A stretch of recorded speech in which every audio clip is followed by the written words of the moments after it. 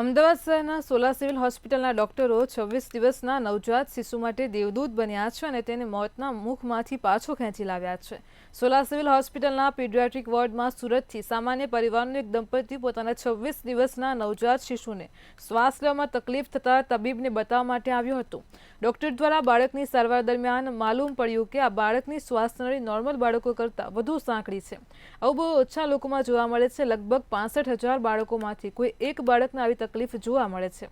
આ નવજાત શિશુની તાત્કાલિક સર્જરી કરવામાં આવી છે.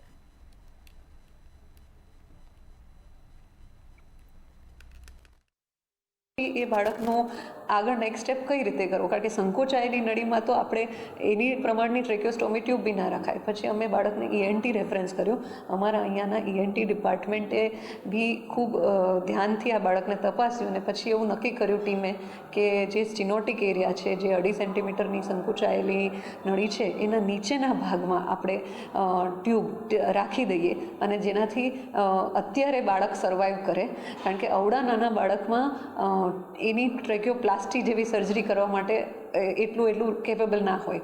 એટલે ફોર દેટ અમે અત્યારે એઝ ઓફ નાવ ટ્રેક્યોસ્ટોમી ટ્યુબ રાખી છે.